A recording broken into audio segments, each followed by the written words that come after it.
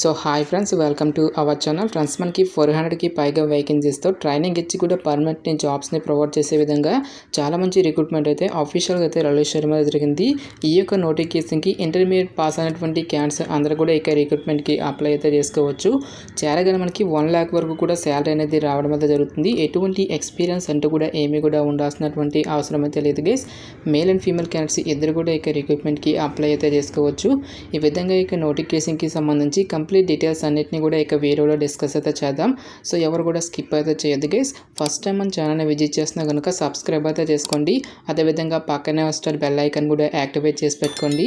మీరు ఇచ్చేటువంటి లైక్స్ అలా ఎంకరేజింగ్ అండ్ మోటివేషన్గా ఉంటాయి కాబట్టి సో ప్రతి ఒక్కరు కూడా వీడియోని లైక్ చేసి మీ ఫ్రెండ్స్ అండ్ ఫ్యామిలీ మెంబర్స్కి అయితే షేర్ చేయండి friends. Okay, let's start the video. First of all ఈ యొక్క పోస్ట్కి సంబంధించి అప్లై చేసుకోవడం మీకు ఉండాల్సినటువంటి ఏజ్ లిమిట్ విషయానికి వచ్చేటదే కనుక January 2, 2006 నుంచి January 1, 2009 లోపు జన్మించినటువంటి క్యాండిడేట్స్ ఇక రిక్రూట్మెంట్కి అప్లై చేసుకోవాల్సి అయితే ఉంటుంది. సో ఇక నోటిఫికేషన్కి ఎవరెవరు అప్లై చేసుకోవచ్చు అని చూసుకున్నట్టయితే కనుక ఆల్ ఇండియన్ నేషనల్ సిటిజన్స్, మీరు ఏ రాష్ట్రానికి చెందినటువంటి both male and female candidates ఇద్దరు కూడా ఇక రిక్రూట్మెంట్కి అప్లై అయితే చేసుకోవచ్చు. సో మేల్స్తో పాటు మనకి ఫీమేల్స్కి కూడా సపరేట్గా పోస్టులు అనేవి మనకి కేటాయించడం అయితే జరిగింది గైస్. సో పోస్టుల వరకు వేకెన్సీ డీటెయిల్స్ కనుక చూసుకున్నట్టయితే కనుక national defence academy army wing విభాగంలో వచ్చేసరికి టోటల్గా మనకి 208 వేకెన్సీస్ అయితే రిక్రూట్మెంట్ అయితే చేయడం జరుగుతుంది. నెక్స్ట్ మనకి నేవల్ విభాగంలో వచ్చేసరికి 42, ఎయిర్ ఫోర్స్ విభాగంలో వచ్చేసరికి ఫ్లయింగ్ విభాగంలో 92, గ్రౌండ్ డ్యూటీస్ టెక్నికల్ విభాగంలో 18, గ్రౌండ్ డ్యూటీస్ నాన్ టెక్నికల్ విభాగంలో వచ్చేసరికి మనకి 10 వేకెన్సీ అనేవి కేటాయించడం అయితే జరిగింది. నెక్స్ట్ మనకి నేవల్ అకాడమీ 10+2 క్యాడెట్ ఎంట్రీ స్కీమ్లో వచ్చేసరికి టోటల్గా మనకి 34 వేకెన్సీ అనేవి కేటాయించడం జరిగింది. ఈ యొక్క వేకెన్సీలో మేల్స్తో పాటు ఫీమేల్స్కి కూడా సపరేట్గా వేకెన్సీ అనేవి కేటాయించడం జరిగింది. టోటల్గా మనకి 404 వేకెన్సీస్కి సంబంధించి ఇక నోటిఫికేషన్ అనేది రిలీజ్ చేయడం జరిగింది.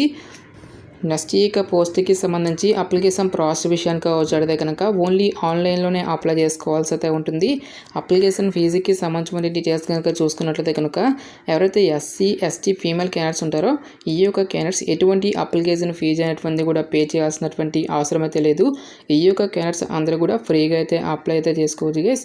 సో రిమైనింగ్ కేటగిరీకి చెందినటువంటి క్యాండిడేట్స్ అందరూ కూడా 100 రూపీస్ అప్లికేషన్ ఫీజు అనేటువంటి దాన్ని ఆన్లైన్లో పే చేయాల్సి అయితే ఉంటుంది.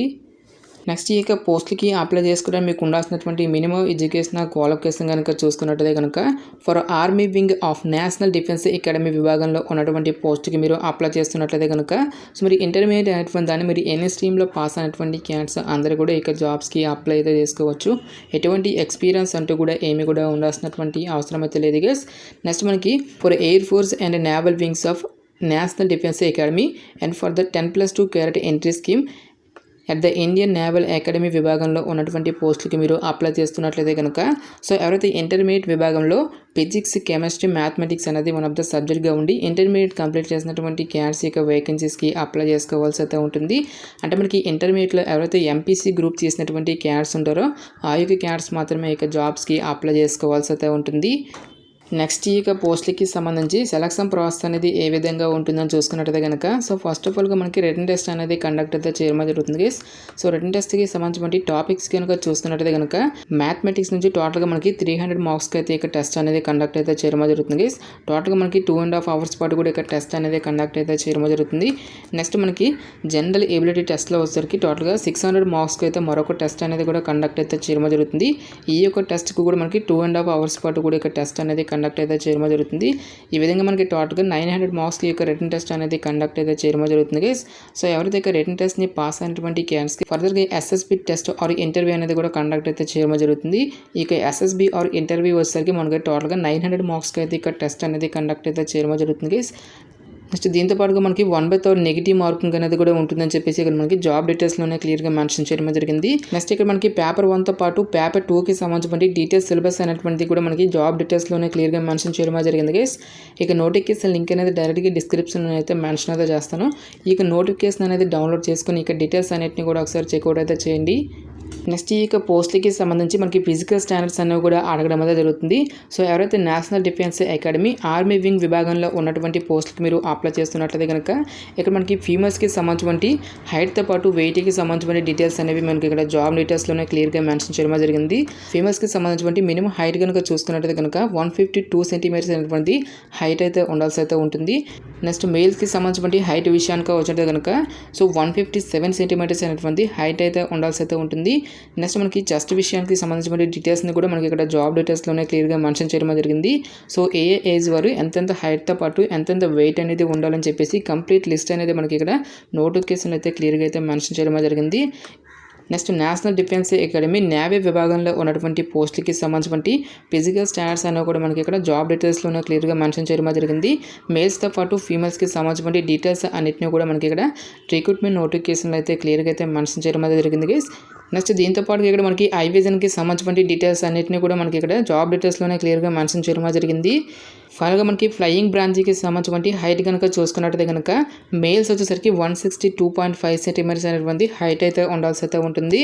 నెక్స్ట్ వెయిట్కి సంబంధించిన డీటెయిల్స్తో పాటు ఐ విజన్ నెక్స్ట్ మనకి బాడీ మాస్ ఇండెక్స్కి సంబంధించిన కంప్లీట్ డీటెయిల్స్ అన్నింటినీ కూడా మనకి ఇక్కడ జాబ్ డీటెయిల్స్లోనే క్లియర్గా మెన్షన్ చేయడం జరిగింది. నెక్స్ట్ ఇక్కడ మనకి national defence academy flying and ground డ్యూటీకి సంబంధించి ఫిజికల్ స్టాండర్డ్స్ అనేవి కూడా మనకి ఇక్కడ రిక్రూట్మెంట్ నోటిఫికేషన్ అయితే క్లియర్గా అయితే ఇవ్వడం అయితే జరిగింది గైస్. సో మీకు ఎలిజిబిలిటీ అనేది ఉన్నట్లయితే కనుక డెఫినెట్గా ఈ యొక్క డీటెయిల్స్ అన్నింటినీ కూడా చెక్ చేసుకొని ఈ యొక్క పోస్టులకి అయితే అప్లై అయితే చేసుకోండి. సో ఇక పోస్ట్కి సెలెక్ట్ అయినటువంటి క్యాడ్స్కి మనకి పే స్కేల్ అనేది ఏ విధంగా ఉంటుందని చూసుకున్నట్టయితే కనుక సెంట్రల్ గవర్నమెంట్ లెవెల్ 10th ప్రకారం సో మనకి బేసిక్ పే 56,100 అనేది రావడం అనేది జరుగుతుంది.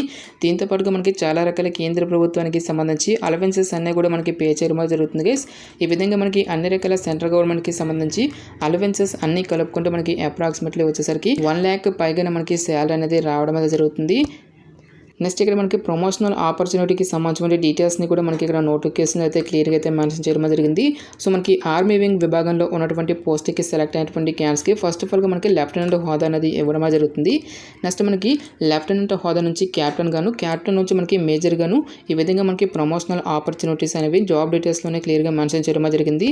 ఈ విధంగా మనకి నేవీతో పాటు ఎయిర్ ఫోర్స్ విభాగాలలో ప్రమోషనల్ ఆపర్చునిటీస్ అనేవి ఏ విధంగా ఉంటాయని చెప్పేసి కంప్లీట్గా మనకి ఇక్కడ లిస్ట్ అనేది ఇవ్వడం జరిగింది.